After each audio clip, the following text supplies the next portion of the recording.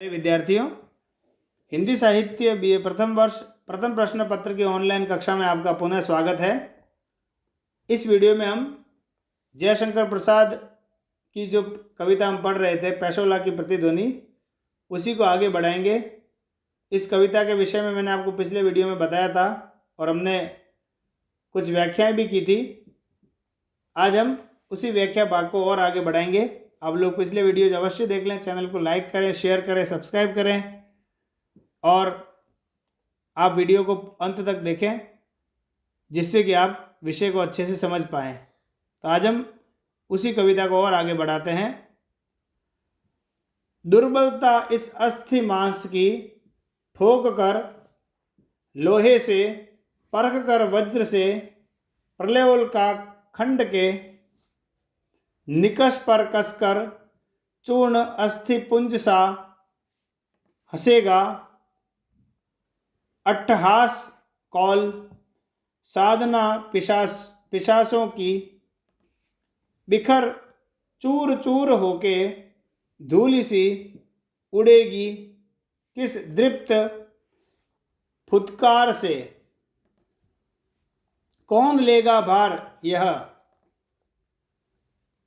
जीवित है कौन। ये कुछ लाइनें हमने पढ़ी, शब्दार्थ देख लेते हैं। वज्र का मतलब होता है पत्थर या बहुत ही मजबूत। प्रलयोल का यानी खंड, उल्का खंड, प्रलय लाने वाले उल्का के खंड, जो ऐसा उल्का जो प्रलय लाता है। निकष का मतलब होता है कसौटी होता है वैसे, जिस पर अपन धार देते हैं, या उसको बोलते हैं हम निकष, ठीक है। और इसको कसौटी बोलते हैं। पिशाच, पिशाच का मतलब होता है राक्षस। द्रप्त का मतलब होता है प्रबल या प्रचंड भी हम कह सकते हैं। और फुत्कार का मतलब होता है मुख से हवा छोड़ने का शब्द। कौल, कौल का मतलब होता है उत्तम कुल में जो उत्पन्न होता है उसको बोलते हैं कौल। प्रतिज्ञा भी इसका एक अर्थ होता है। यहाँ पर इसका प्रसंग हम देखते हैं कि कवि प्रसाद जो है जीर्ण शीर्ण, असहाय, करुण, उदास सूर्य, पिछोला की लहरों, जो हमने पिछले व्याख्याओं में पढ़े थे, झोंपड़ों तथा वाद्य यंत्रों में प्रलय लाने के लिए प्रचंडता हेतु आमंत्रित करता है, आह्वान करता है।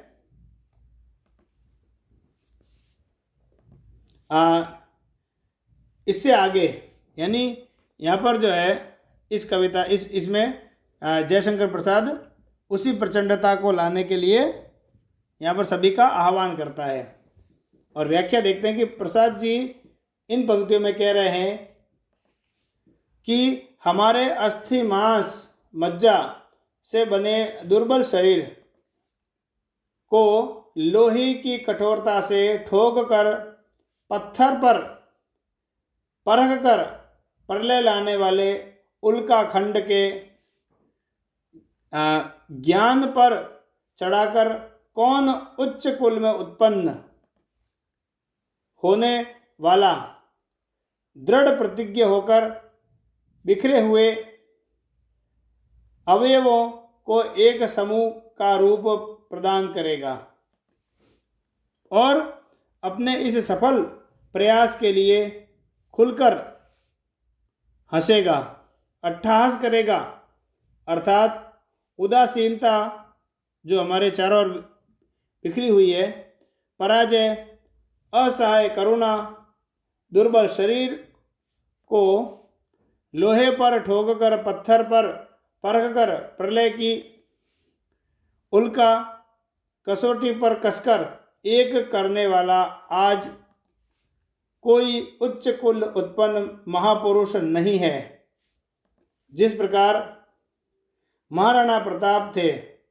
आगे पुनः कवि कह रहे हैं कि इस मातृभूमि को दुखी, उदास, पराधीन बनाने के लिए जिन देशद्रोही राक्षसों के समान तुच्छ वृत्ति वाले, जिनकी वृत्तियां अत्यंत तुच्छ है, अत्याचारियों ने कचोटा है, उनको कौन अपनी प्रलय प्रचंड आवाज में गर्जना करते हुए ललकारेगा, जिससे एकता चूर चूर होकर बिखर जाए, इनकी जो एकता है, तथा धूल के समान हवा में उड़ने लगे। इस प्रकार अत्याचारों, पराधीनता के दुख से पीड़ित मातृभूमि के उद्धार हेतु कौन ऐसा जीवित प्राणी है जो आगे आएगा, अर्थात हमें अत्याचारी मातृभूमि विरोधी राक्षसों के समूल विनाश हेतु हमारे दुर्बल शरीर को फौलाद की भांति कठोर बनाना होगा। लेकिन यह सब योग्य नेतृत्व कर्ता के अलावा, या कह सकते हैं कि नेतृत्व के अभाव में उनके बिना मुश्किल है, और योग्य नेतृत्व का अभाव है। अब हम विशेष देखते हैं। पहला बिंदु तो यह कि कवि ने अत्याचारियों, मातृभूमि विरोधियों के विनाश हेतु हमें एक होने और दुर्बल शरीर को फौलाद बनाना आवश्यक माना है। इन दो चीज़ों की आवश्यकता है।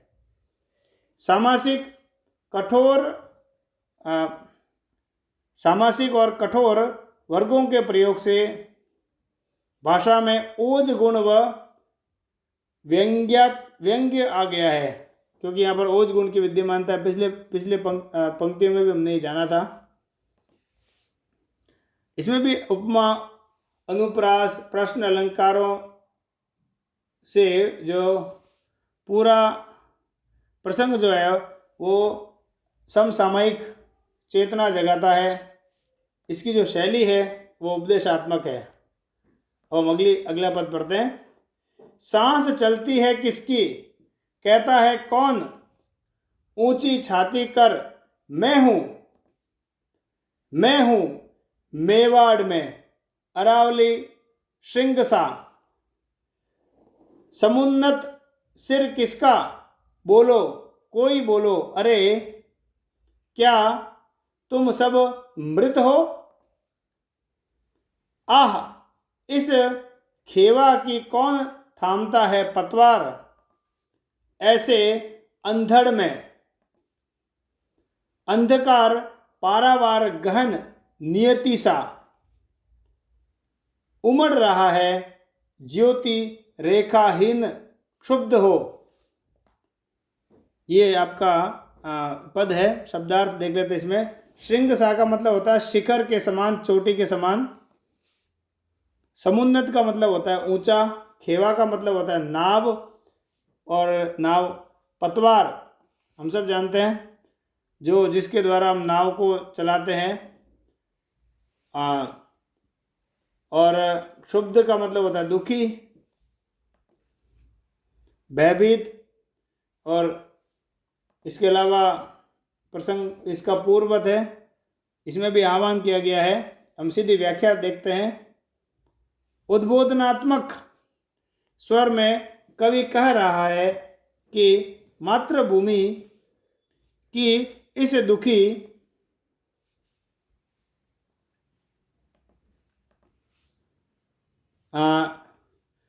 दुर्दशा को देखकर अत्याचारियों के अत्याचार शोषण को देखकर कौन यह कहेगा कि मेरी सांस चल रही है तथा मेरे सीने में दुखी असहाय मातृभूमि के कष्टों को दूर करने का अद्भुत साहस एवं शक्ति है।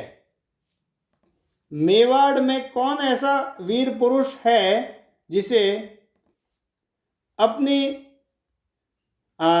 जमीन या अपनी जननी जो है, अपनी मातृभूमि है कि दुरावस्था पर दर्द हो। किसका? अरावली की ऊंची ऊंची चोटियों के समान उच्च सिर है। मस्तक किसका ऊंचा है? जो मेवाड़ की विपदाओं का हरण करने को प्रस्तुत हो। पुनः कवि प्रश्न करता है कि अरे कोई तो बोलो, क्या तुम सभी मृत हो? तुम्हारी आत्मा, तुम्हारी वाणी और सब कुछ, तुम्हारी जो वृत्तियां हैं वो मर चुकी हैं। अर्थात कवि को दुख है कि मेवाड़ की इस पावन राष्ट्रीय चेतना की प्रतीक धरा पर कोई ऐसा पुरुष नहीं है जो अपनी मातृभूमि को अत्याचारियों के चंगुल से मुक्त करा सके। शायद सभी की आत्मा व वाणी मर चुकी है। कवि आगे पुनः कह रहा है कि यह स्वतंत्रता की प्रतीक मेवाड़ी नाव किसी योग्य नाविक के अभाव में नेतृत्व शून्य हो गई है और समस्याओं, अत्याचारों, पराधीनता की बेड़ियों में जकड़ गई है।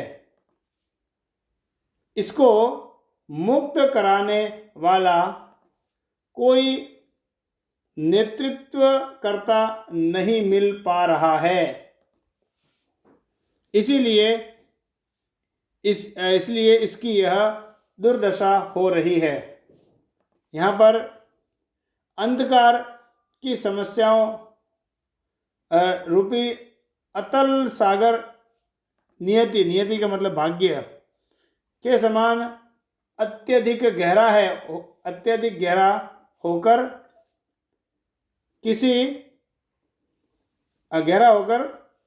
किसी भी ज्योति रेखा या उज्ज्वलता के अभाव में भयभीत होकर घबराया हुआ उमड़ घुमड़ रहा है।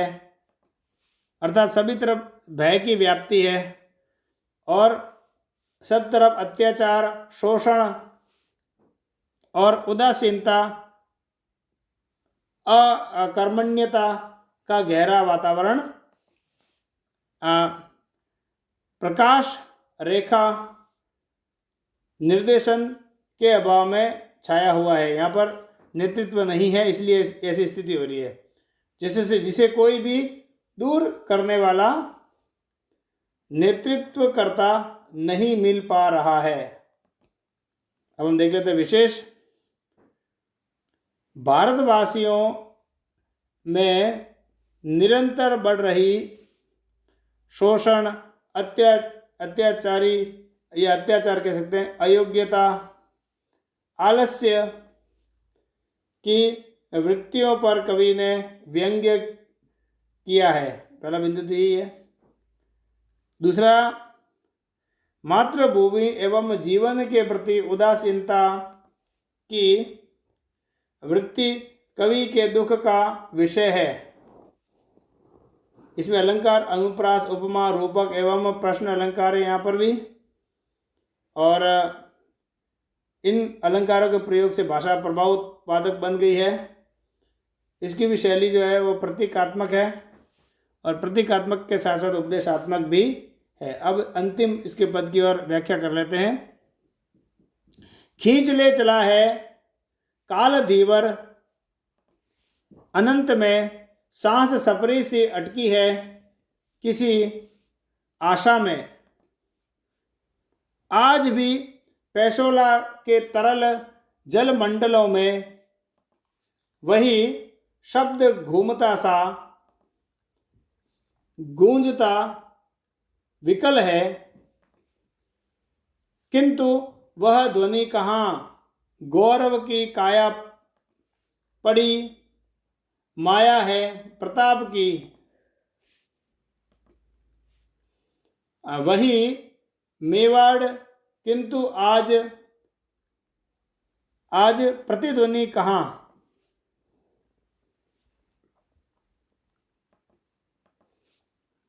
वह प्रतिध्वनि कहाँ। अब इसके शब्दार्थ देख लेते हैं। काल धीवर का मतलब होता है समय रूपी शिकारी। धीवर का मतलब शिकारी। सफरी सी का मतलब होता है मछली के समान। विकल का मतलब दुखी, व्याकुल हम सब जानते हैं। काया का मतलब शरीर, भूमि भी है, और माया का मतलब होता है लक्ष्मी और संपत्ति। प्रसंग जो है इसका भी पूर्ववत है। सीधे हम व्याख्या पर चलते हैं। मेवाड़ की दुर्दशा पर आंसू बहाता हुआ कवि कह रहा है कि इस पवित्र ओजस्वी भूमि को समय रूपी शिकारी सीमाहीन स्थान पर खींचे चले जा रहे हैं और इसके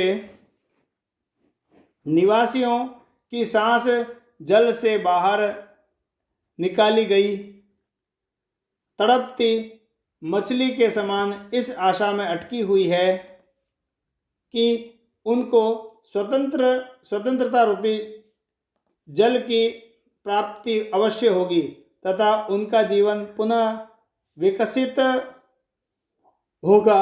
आज पिछोला झील जो है कि तरल जल धाराओं में व्याकुल होकर वही शब्द घूम रहा है कि उनको कौन स्वतंत्र कराएगा।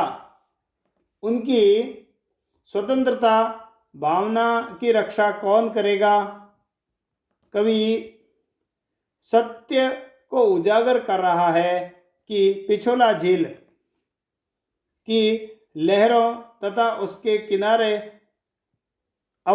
किनारों पर जो अवस्थित झोंपड़ों उनमें रहने वाले मनुष्यों में स्वतंत्रता की भावना नाम मात्र को भी नहीं बची है। अपने गौरव से सभी को गौरवान्वित करने वाली मेवाड़ की यह संपत्ति लक्ष्मी देखरेख या उचित नेतृत्व के अभाव में उदास और व्याकुल पड़ी हुई है। जो कभी महाराणा प्रताप के ओज, उनकी वीरता, मातृभूमि प्रेम के लिए त्याग बलिदान की भावना से मंडित रहती थी, सुरक्षित थी, किंतु आज यह स्वातंत्र्य प्रेमी, यह हमारा स्वतंत्रता के प्रति जो प्रेम है, स्वातंत्र्य प्रेम की भावना तो क्या उसकी प्रतिध्वनि भी खोजने पर भी कहीं नहीं मिलती है।